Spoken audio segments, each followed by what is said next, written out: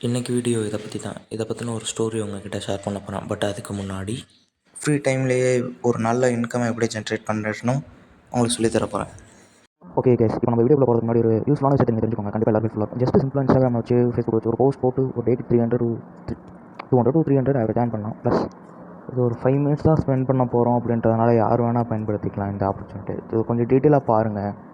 Skip பண்ணாதீங்க. பெரிய தப்பு. தினம் 300 ரூபாய் சம்பாதிக்க அரிய வாய்ப்பு. இன்ஸ்டாகிராம், ஃபேஸ்புக் பயன்படுத்த தெரிந்தால் போதும். Content post and content publishing மூலமா தினம் 300 ரூபாய் சம்பாதிக்கலாம். இந்த வேலை செய்ய 5 நிமிடம் போதும். Work training support, group communication support, all language customer live chat support, முக்கியமா சொந்தமா ஒரு பிசினஸ் ஸ்டார்ட் பண்ற அளவுக்கு உங்களால கற்றுக்கொள்ளவும் முடியும், சம்பாதிக்கவும் முடியும். இந்த வேலை வாய்ப்பு வழங்குவது 5 வருடத்திற்கு மேல ரன் ஆகிட்டு இருக்க நம்ம தமிழ்நாட்டு company school of business organisation private limited. மேலும் விவரங்களுக்கு டிஸ்கிரிப்ஷன்ல கொடுத்திருக்க நம்பருக்கு வாட்ஸ்அப் பண்ணுங்க. இந்த சிம்பிளை பார்த்தது உங்களுக்கு என்ன தோணுது? பட் இதை ஒரு சைட் ஆஃப் பீப்புளுக்கு புரியும். இதோட மீனிங் என்னென்னு. இதோட மீனிங் நான் உங்களுக்கு இன்னைக்கு ஷார்ட்டாக சொல்கிறேன். Stone want elder want stone. அதாவது எல்டர் வாண்ட்டுங்கிறது ஒரு மந்திரக்கோள், ஸ்டோனுங்கிறது ஒரு மந்திரக்கல். நான் உங்களுக்கு டீட்டெயில் சொல்கிறேன். இது இந்த கதையை பற்றினதான், the tale of 3 brothers. Explanation நான் உங்களுக்கு ஷார்ட்டாக சொல்கிறேன். இது நம்மளுக்கு தெரிஞ்ச ஒரு படத்தில் வந்த கதை தான். ஒரு நாள் 3 சகோதரர்கள் தனியா ஒரு இடத்துல இருந்து இன்னொரு இடத்துக்கு போயிட்டு இருந்தாங்க. அதுவும் இரவு நேரத்துல. அப்போ ஒரு ஆபத்தான நதியை கடக்க வேண்டிய கட்டாயத்துக்கு ஆளானாங்க.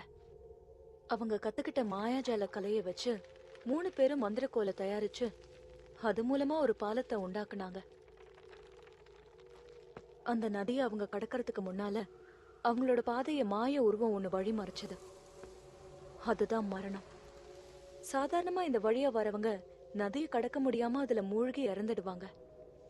ஆனா இவங்க அப்படி இல்லாம அந்த மரணத்தையே ஏமாத்தி தப்பிச்சிட்டாங்க. இதன் விளைவா அந்த மரணம் இவங்கள பழிவாங்க இவங்களுக்கு பரிசுங்கிற பேர்ல அழிவை 3 விதமா தந்துச்சு. அதுல மூத்தவர் தனக்கு சக்தி வாய்ந்த அழியாத மந்திரக்கோல் வேணும்னு கேட்டாரு. அதனால அந்த மரணம் பழைய மரத்துல இருந்து வளரக்கூடிய ஒரு மந்திரக்கோலை கொடுத்துச்சு. 2வது சகோதரன் ரொம்ப பிடிவாதக்காரன். தான் ரொம்ப நேசிக்கக்கூடிய ஒருத்தர் இறந்தா அவரை மறுபடியும் உயிர் பிழைக்க வைக்கிற சக்தி வேணும்னு கேட்க மரணம் நதியில இருந்து ஒரு கல்லை எடுத்து அவங்க கிட்ட கொடுத்துச்சு. கடைசியா 3வது சகோதரர்கிட்ட அது வந்தது. அவரோ ரொம்ப புத்திசாலி. அந்த மரணத்தை அவர் நம்பல. இந்த இடத்தை விட்டு எந்த பிரச்சனையும் இல்லாம போனா போதுன்னு அவர் சொன்னாரு. உடனே அந்த மரணம் தன் கிட்ட இருந்த அந்த மாய போர்வைய கொடுத்துச்சு. அப்புறம் அது அங்கிருந்து போக ஒவ்வொருத்தரும் ஒவ்வொரு வழியில போக ஆரம்பிச்சாங்க. முதல் சகோதரன் ஒரு கிராமத்துக்கு போய் தான் கூட சண்டை போட்ட ஒருத்தனை பழிவாங்க எல்டர் மந்திரக்கோலை பயன்படுத்தினாரு. அது மூலமா தன்னோட பழைய வெறிய அவர் தீர்த்துக்கிட்டாரு. அந்த எல்டர் மந்திரக்கோல்ல மறைஞ்சிருந்த மரணம் அவனுக்கே தெரியாம அவன் கூடவே இருந்தது. அன்னைக்கு ராத்திரி அவன் தூங்கினதும் இன்னொரு சூன்யக்காரன் அந்த மந்திரக்கோலை திருடி அவனையும் கொலை பண்ணிட்டான். இப்படித்தான் முதல் சகோதரனை மரணம் ஜெயிச்சுது.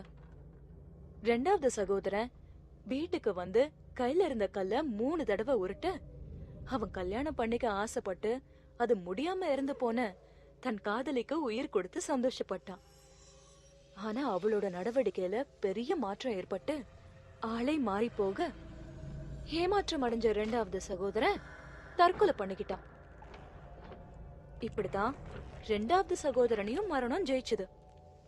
ஆனா 3வது சகோதரனை மரணம் எவ்வளவோ வருஷங்களா தேடியும் கண்டுபிடிக்கவே முடியல. அவருக்கோ வயசாகி சாகும் தருவாயில அந்த மாய போர்வைய தான் பிள்ளைக்கு தந்தாரு.